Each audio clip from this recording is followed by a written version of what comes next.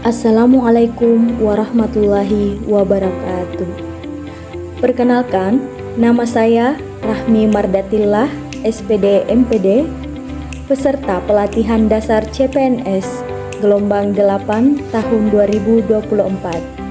Jabatan Asisten Ahli Dosen Universitas Negeri Makassar, Instansi Kemendikbudristek Angkatan ke-77, Kelompok 4, Coach Suhanda SPD MAP.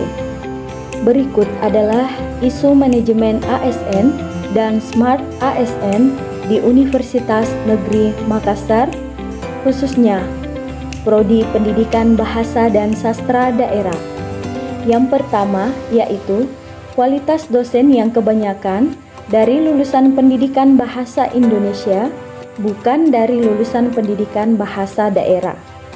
Yang kedua, profesionalisme dosen dalam membimbing mahasiswa ketika menyelesaikan tugas akhir atau skripsi. Isu selanjutnya, kampus belum mengoptimalisasikan penerapan penggunaan LMS di website yang sudah tersedia sehingga media pembelajaran belum optimal. Isu selanjutnya, beberapa dosen tidak memenuhi angka kredit kumulatif dan kurang memahami penggunaan Sister. Isu yang terakhir adalah penyalahgunaan fungsi aplikasi e-presensi sebagai absensi dosen dan pegawai Universitas Negeri Makassar. Berikut adalah penjelasan lebih lanjut.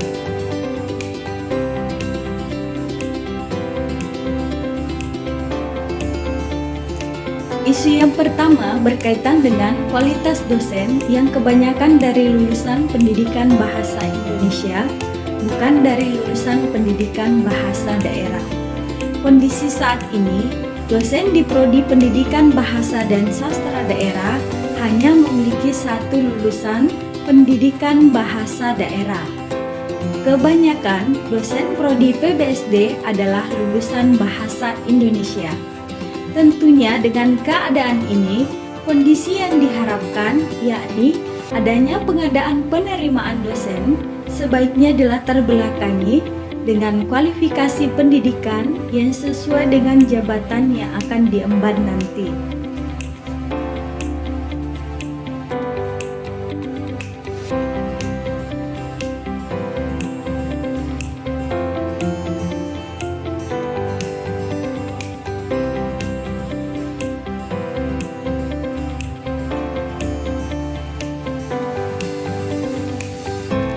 Isu yang kedua yakni berkaitan dengan profesionalisme dosen dalam membimbing mahasiswa ketika menyelesaikan tugas akhir atau skripsi.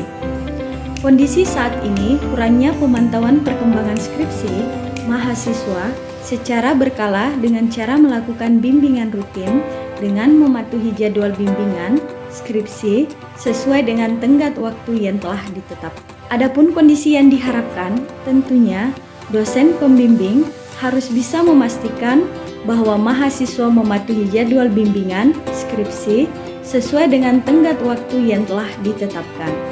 Isu yang ketiga berkaitan dengan kampus belum mengoptimalisasikan penerapan penggunaan LMS di website yang sudah tersedia sehingga media pembelajaran belum optimal. Adapun kondisi saat ini, SHAM-OK adalah sistem manajemen pembelajaran daring, Learning Management System (LMS) yang dikembangkan oleh Universitas Negeri Makassar. Tujuan utama dari SHAM-OK adalah untuk memudahkan pengelolaan materi pembelajaran dan aktivitas perkuliahan secara online bagi mahasiswa. Hampir setiap hari, penggunaan aplikasi SHAM and Application Management Open Knowledge SHAM-OK mendapat keluhan di grup WhatsApp oleh dosen dan juga mahasiswa ketika proses perkuliahan berlangsung.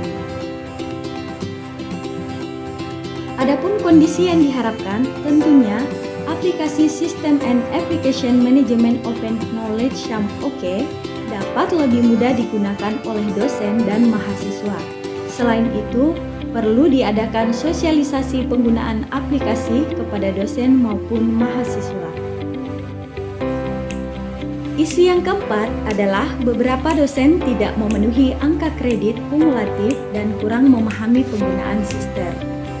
Jika melihat kondisi saat ini, dosen dapat mengajukan kenaikan jabatan akademik dan bahkan dapat mengajukan loncat jabatan apabila angka kredit kumulatifnya terpenuhi.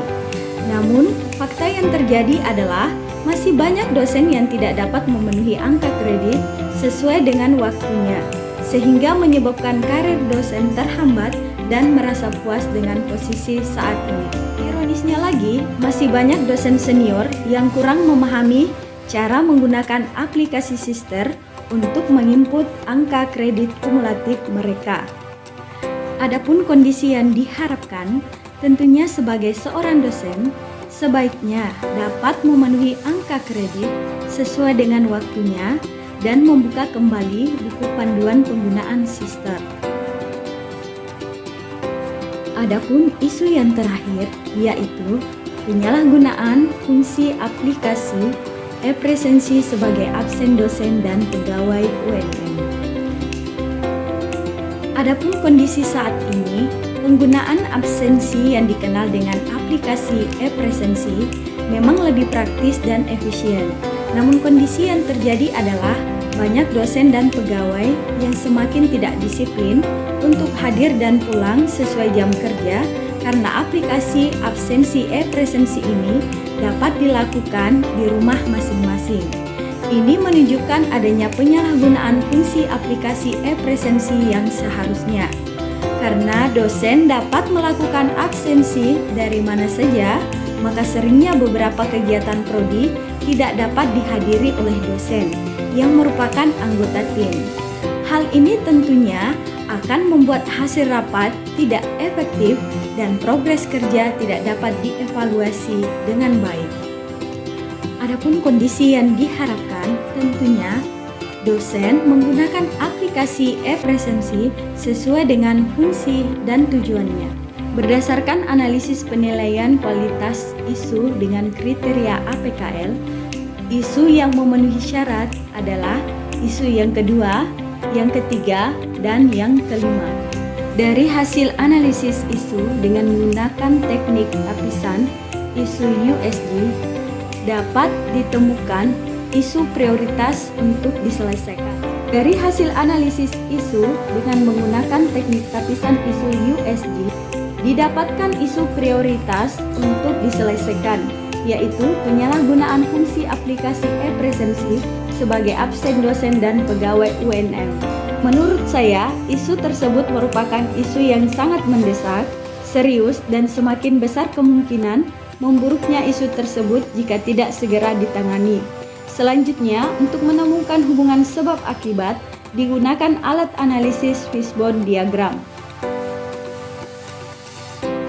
Penyalahgunaan fungsi aplikasi e-presensi sebagai absensi dosen dan pegawai Universitas Negeri Makassar. Berdasarkan hasilnya, di mana e-presensi ini kameranya tidak dikhususkan mendeteksi wajah, begitupun dengan mendeteksi lokasi. Dan berdasarkan tempatnya, di mana e-presensi ini pengaturan lokasi jaraknya terlalu jauh dan titik lokasinya terkadang susah untuk ditemukan. Berdasarkan manusianya, di mana terkadang kurangnya nilai kejujuran, kemudian manajemen waktu yang tidak baik, dan mengutamakan kepentingan pribadi. Berkaitan dengan prosesnya, di mana e-presensi ini terkadang aplikasinya seketika error. Selain itu, baik dosen maupun pegawai Universitas Negeri Makassar belum seutuhnya mengetahui maksud penggunaan aplikasi ini.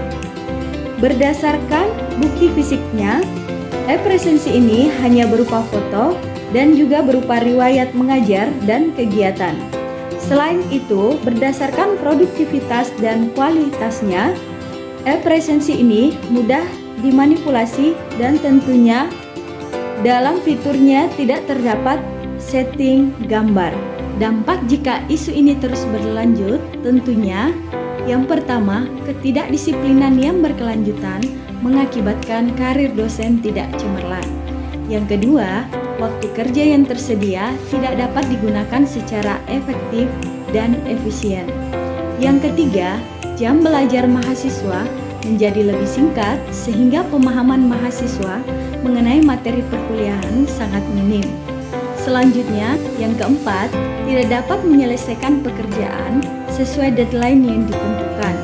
Dan yang kelima, mahasiswa sulit melakukan bimbingan skripsi. Terakhir, citra yang buruk di masyarakat bahwa ASN memiliki jam kerja yang fleksibel. Adapun solusinya, yang pertama, menerapkan sanksi yang ketat seperti pemotongan tunjangan kinerja apabila absen melewati waktu yang telah ditentukan, memperkecil jarak jangkauan aplikasi e-presensi baik bagi dosen maupun pegawai Universitas Negeri Makassar. Yang ketiga, mengaplikasikan fitur deteksi wajah dan lokasi pada e-presensi agar para dosen dan pegawai Universitas Negeri Makassar tidak dapat memberikan foto selain foto wajah mereka. Dan yang terakhir adalah adanya review berkala mengenai absen elektronik. Itulah tadi isu manajemen ASN dan Smart ASN di Universitas Negeri Makassar. Saya tutup dengan pantun ya. Pak Budi sedang memanen buah untuk dijual. Jika ingin jadi Smart ASN, harus cakap literasi digital. Sampai jumpa lagi. Wassalamualaikum warahmatullahi wabarakatuh.